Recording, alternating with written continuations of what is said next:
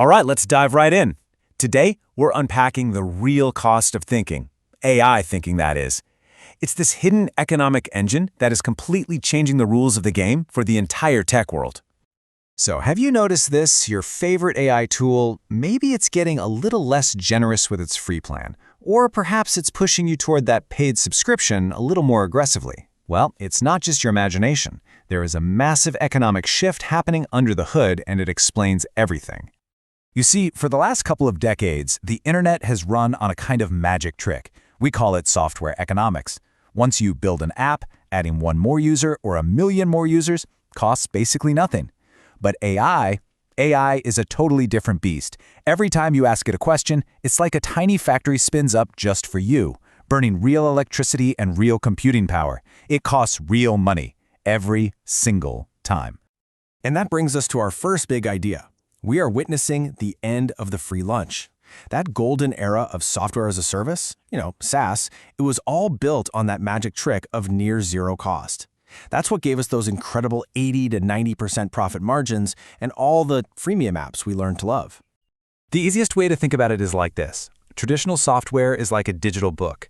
Yeah, it's super expensive to write and edit that first copy, but once it's done, you can make and distribute millions of perfect copies for practically zero cost.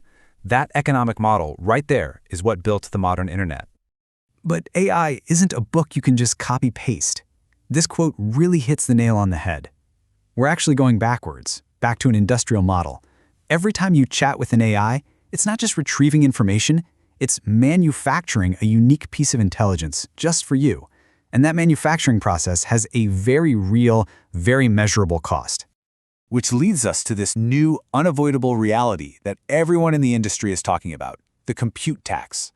Think of it as the price in raw electricity and wear and tear on computer chips that AI companies have to pay every single time their model has a thought. And just look at these numbers. They're kind of staggering when you see them side by side. A normal Google search is a marvel of efficiency, right? It sips a tiny, tiny amount of energy. But a single query to ChatGPT, it guzzles almost 10 times more electricity. Let that just sink in for a second. 10 times the energy. And listen, that's for a simple question.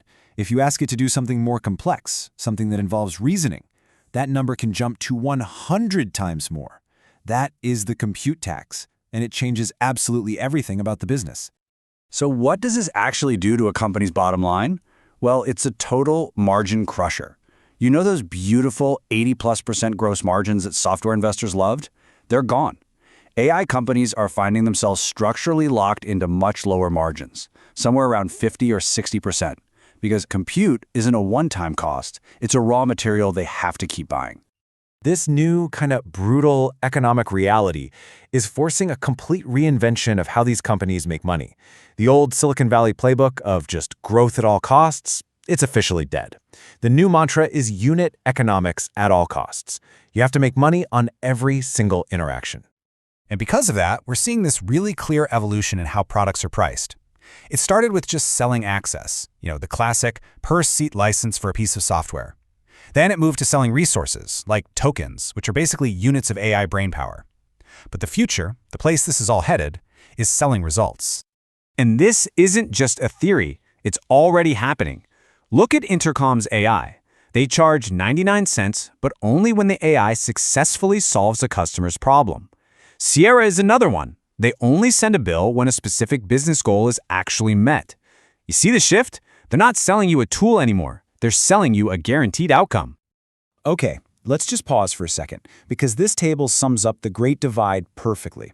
On the left, that's the world we've known for 20 years, practically zero marginal cost, crazy high margins, and the only thing holding you back was finding enough talented programmers.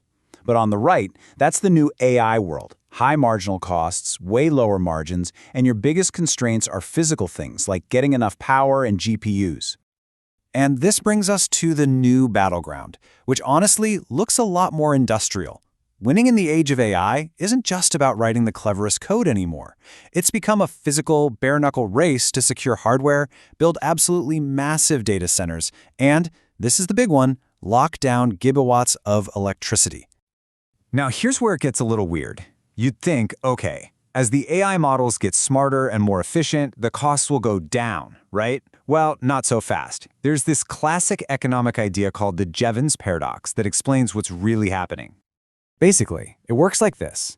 The cheaper and faster we make AI for any single task, the more new tasks we invent for it to do.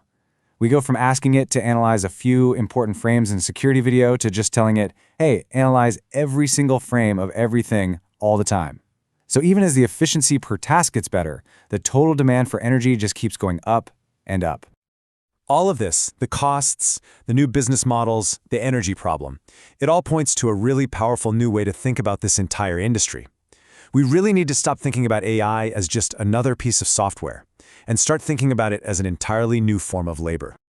And that's creating this brand new category that people are calling service as software. It's this weird hybrid that sits somewhere between high-margin software and low-margin human services. The product you're actually buying isn't a tool, it's for all intents and purposes digital labor. Now this slide is the big reveal. It explains why these companies are so excited to jump into this new, lower-margin business. The potential prize is just astronomically bigger. For years, tech companies were fighting for a slice of the global IT budget, which is measured in billions. Now they're competing for a piece of the global labor budget, and that is measured in trillions. So, is there any way to escape these crushing cloud compute costs? Well, yes, and it's a really clever one. Just shift the work to the edge. In other words, run the AI models directly on your phone or your computer. Think about what Apple is doing. By making their AI run on your iPhone, they brilliantly shift the cost of all that computation and the electricity bill away from their data centers and onto you. Which brings us to our final and maybe most important question. The era of the free lunch on the internet is clearly over. The industrial AI factory is here, and it's here to stay. And as that factory gets smaller and smaller until it literally fits in our pockets, we have to start asking ourselves, who's really picking up the energy bill? Thanks for joining me on this explainer.